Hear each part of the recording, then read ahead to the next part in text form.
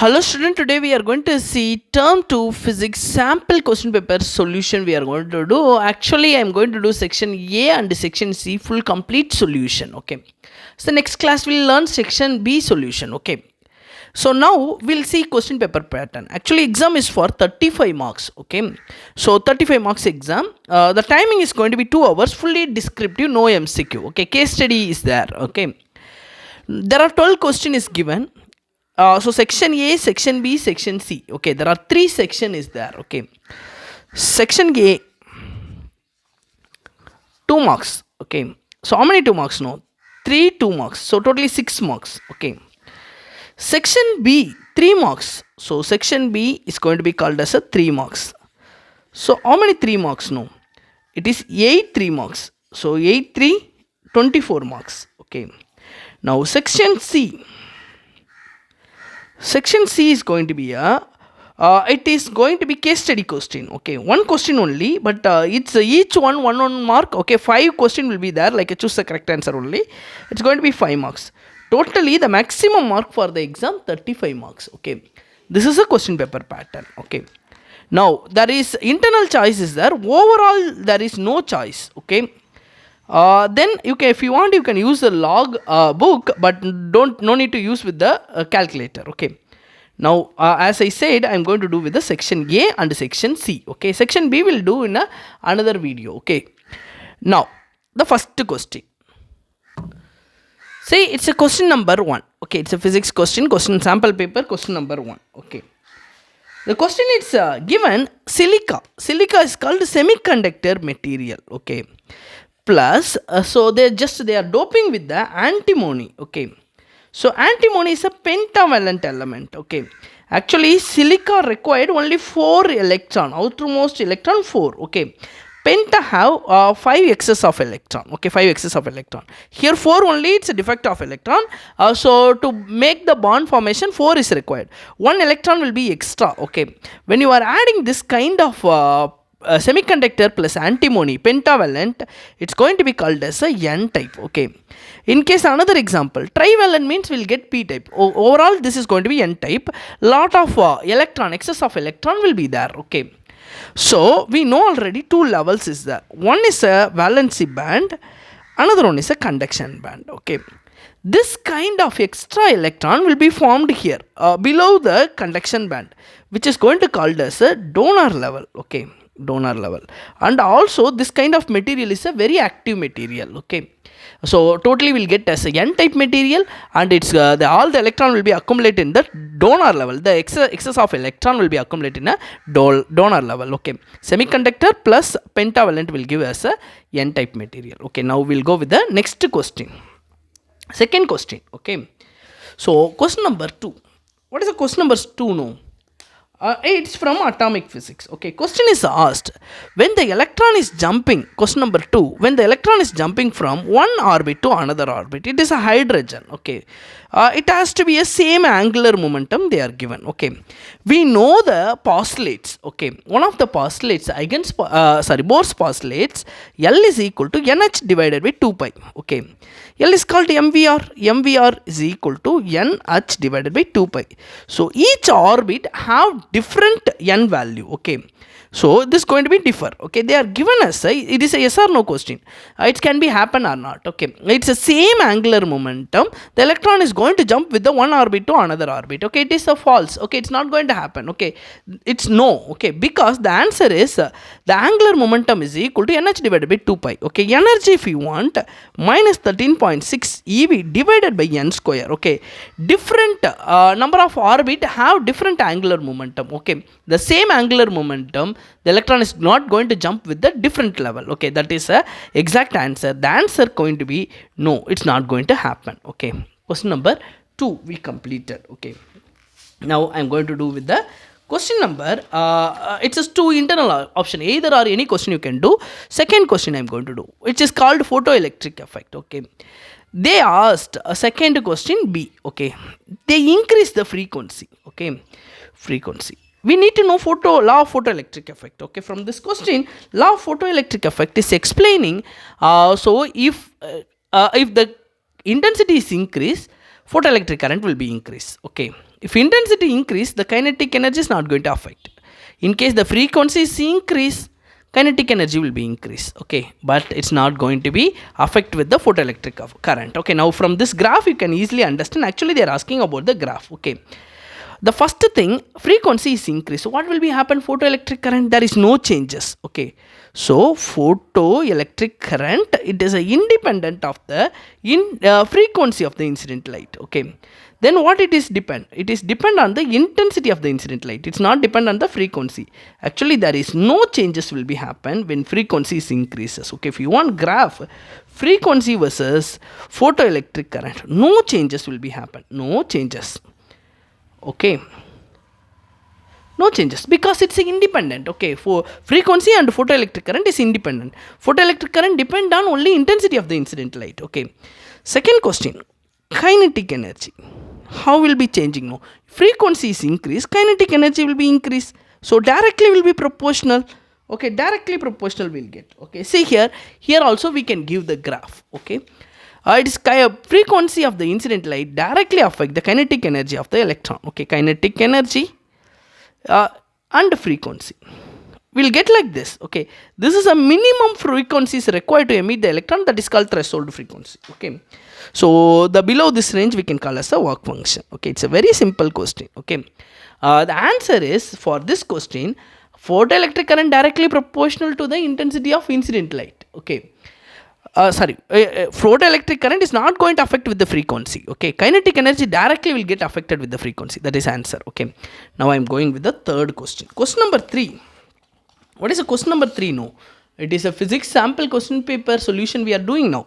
Sample question paper, question number 3. Okay, question number 3, it is asked about the light energy is converting into the electrical energy. Okay, light energy converting into electrical energy, it is solar panel.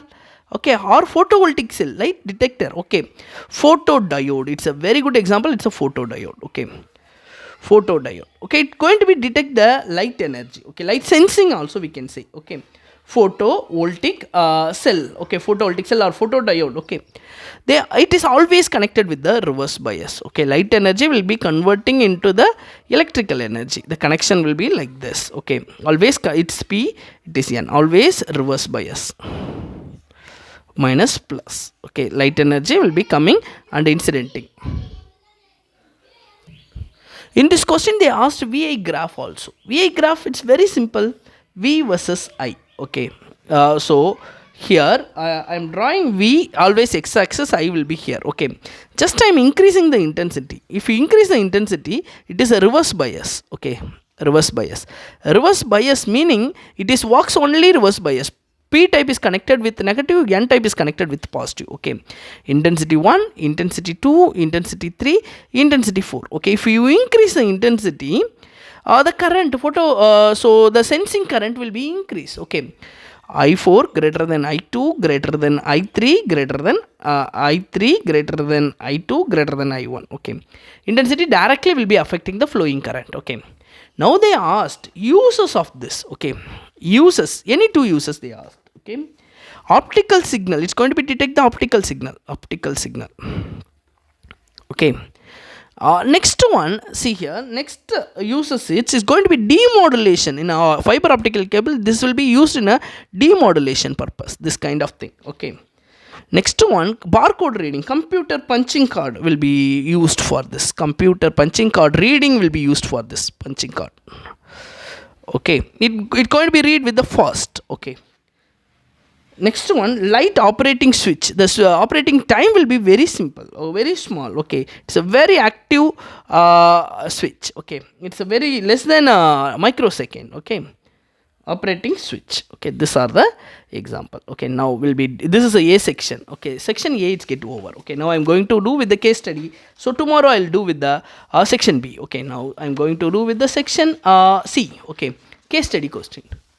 This is a question from ray optics. Okay, now we'll see the answer for this question paper. Okay, this is given as a total internal reflection. Okay, the total internal reflector, one of the application is called mirage. Okay, now they asked about the what is the principal works for the mirage. Okay, working principle A. So light is getting refracted, layer to layer, light is getting refracted, okay, refracted like this, okay. Then total internal reflection also will be happen, okay. Both is happening in mirage. See here, the light is getting refracted and total internal reflection, both. So refraction and total internal reflection.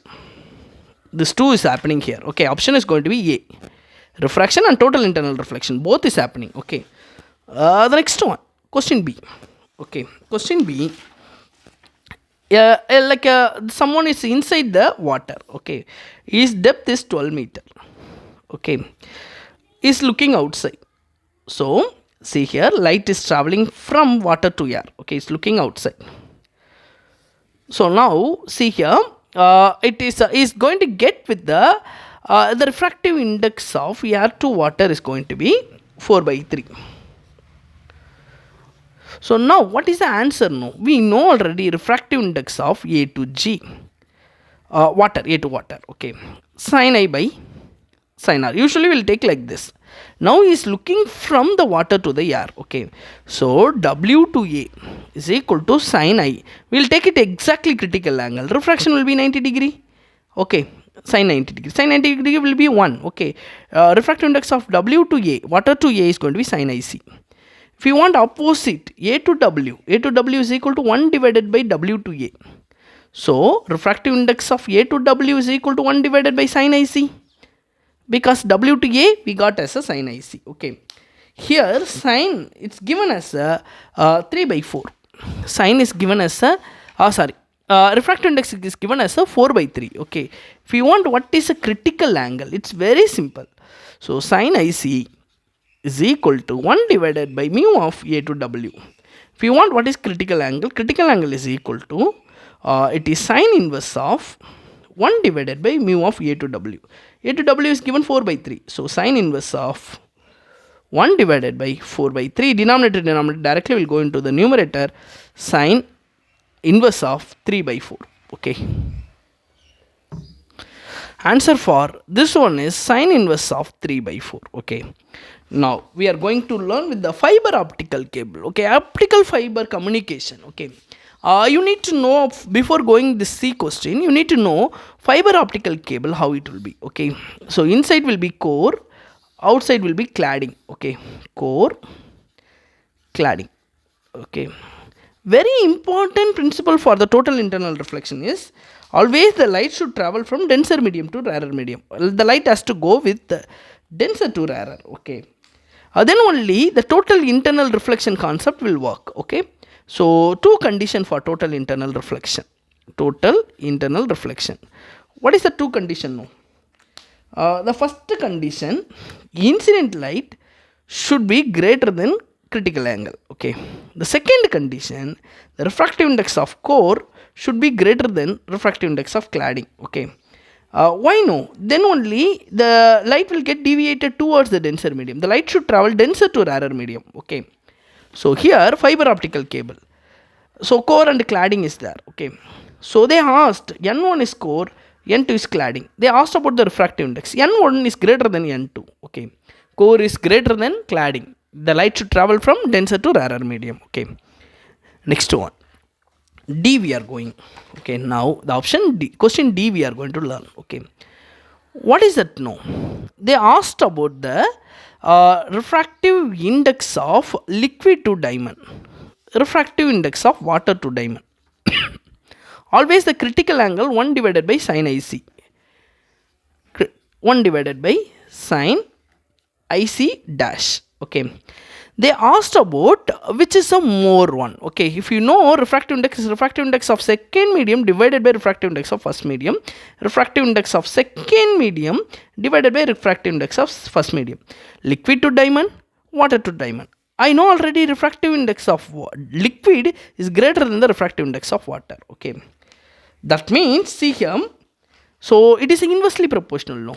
So liquid directly proportional to critical angle, water directly proportional to the critical angle. Diamond, both the place diamond is same. So critical angle IC I am taken, it is a liquid.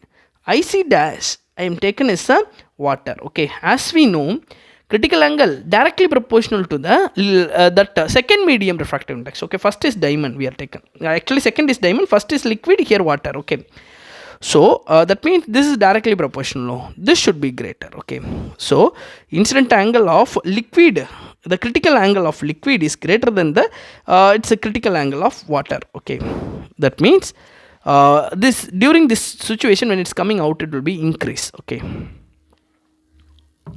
it's case study question, last question. Okay, if section B if you want I will do I will do later. Okay, now I am doing with the section A and C. Okay, A is 2 mark, C is a case study question. Okay, now C. Okay, see, in the last question we are doing case study question, it is from fiber optical cable. Okay, so last question E, totally 5 marks for the case study question. Okay, you can get any topic.